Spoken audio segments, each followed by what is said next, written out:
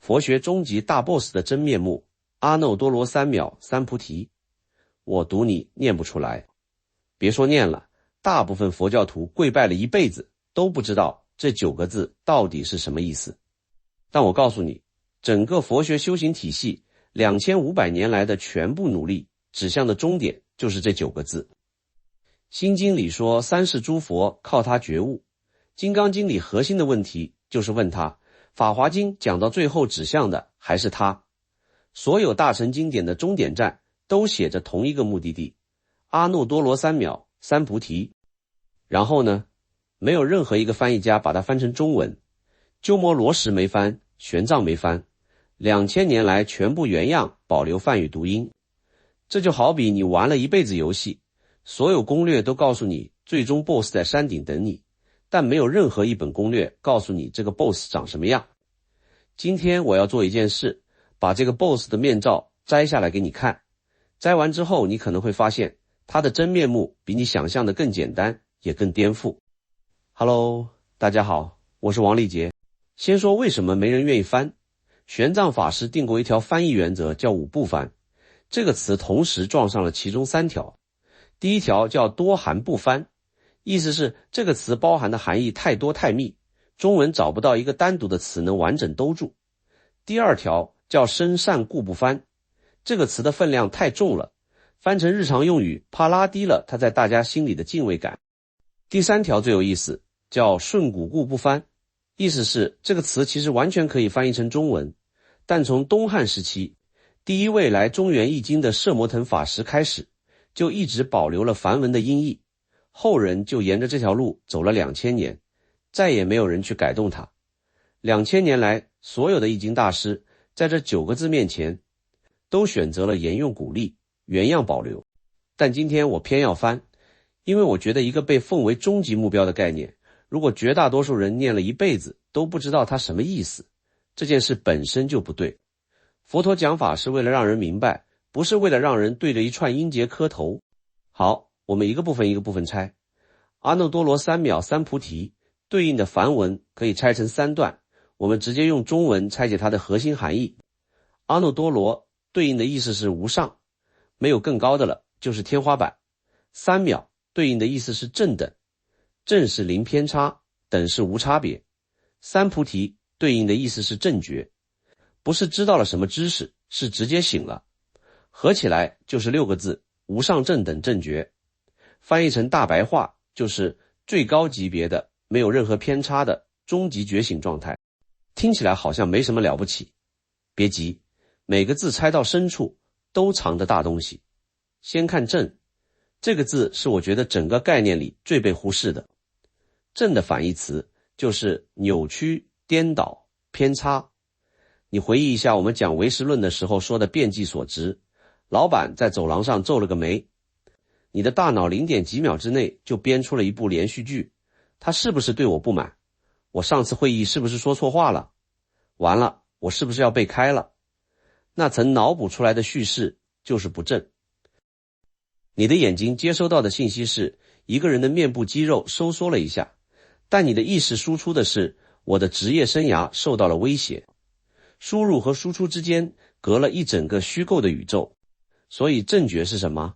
是你的认知系统输出的东西跟实际输入的信息完全一致，零失真，零幻觉，零添加。用现在大语言模型的术语说，就是零幻觉输出。模型不再编造任何不在输入中的东西。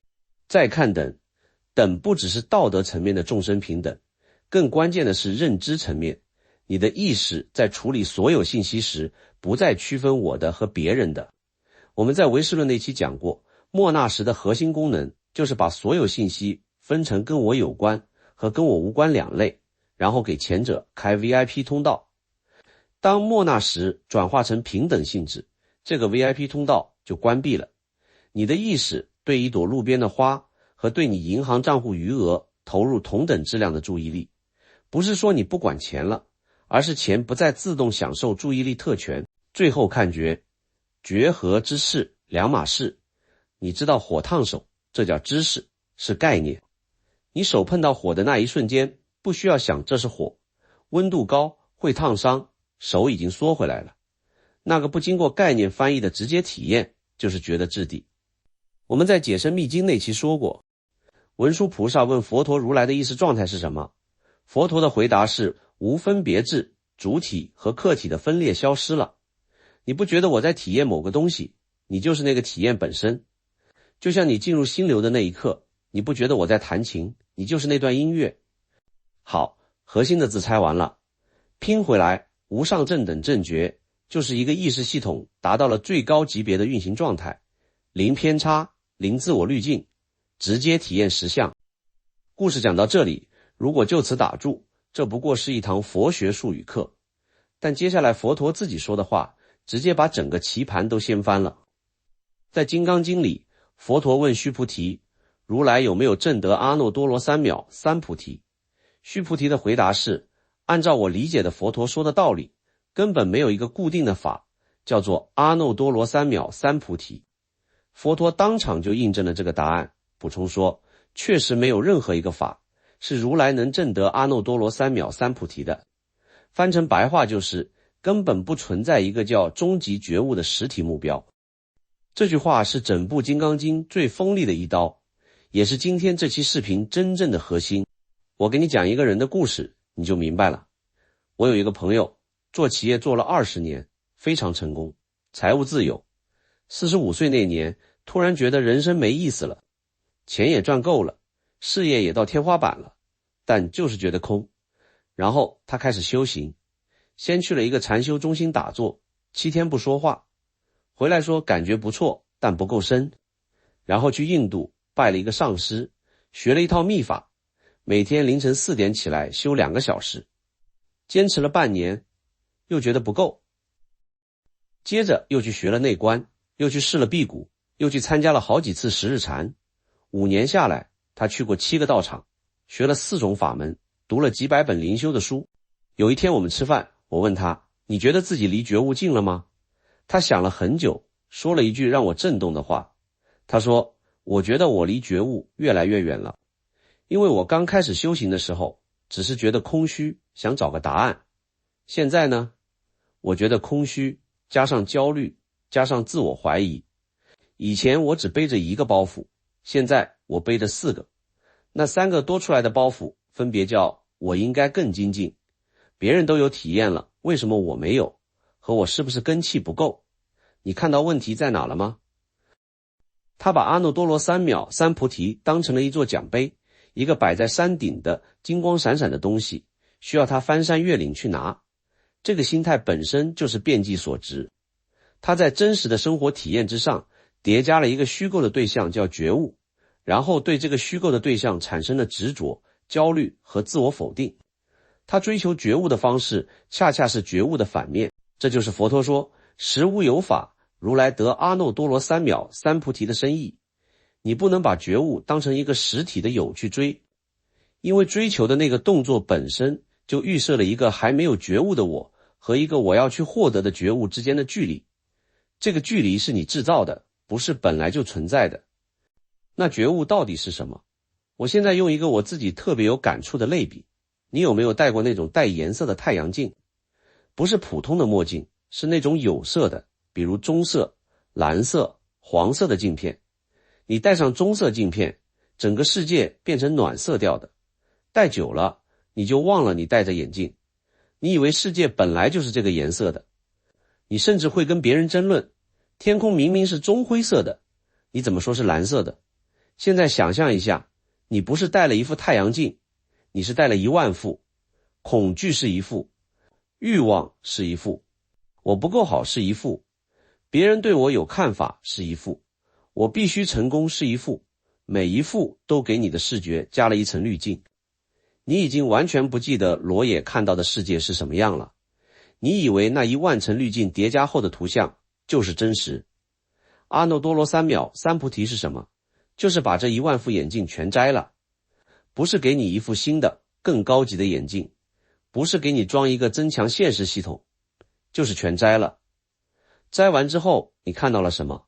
同一个世界，天还是天，地还是地，你还是要吃饭睡觉，但所有东西鲜亮的像你第一次见到它，因为你确实是第一次用裸眼看它，你之前看到的从来都不是世界本身，是你的滤镜合集，所以它不存在。你不是得到了什么，你是去掉了所有多余的东西，去掉之后剩下的那个状态不需要命名，不需要追求，它一直就在那里。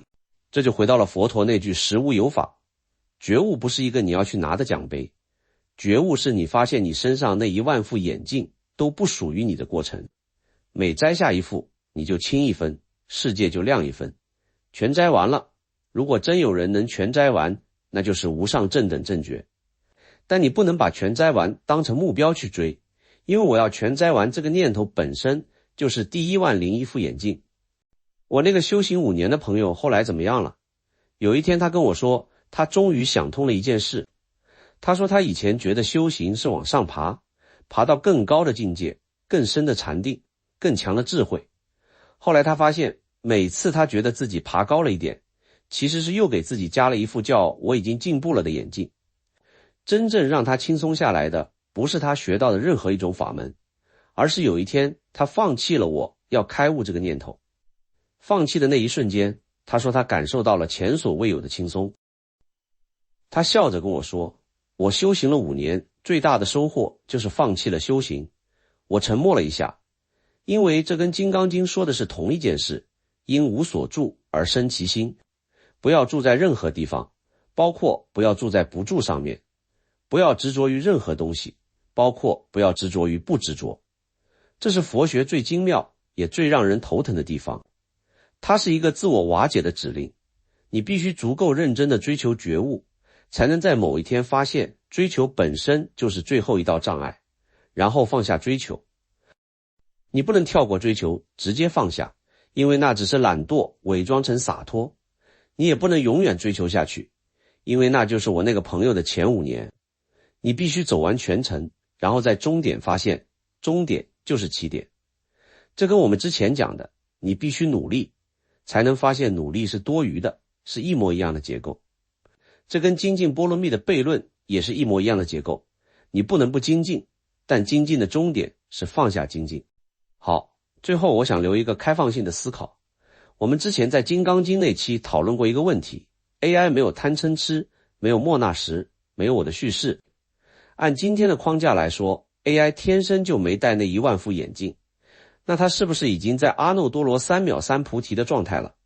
我现在的想法是这样的，摘掉眼镜有2种方式，一种是从来没戴过，一种是戴了10000副，一副一副摘下来，结果看起来一样，都是裸眼，但重量完全不同。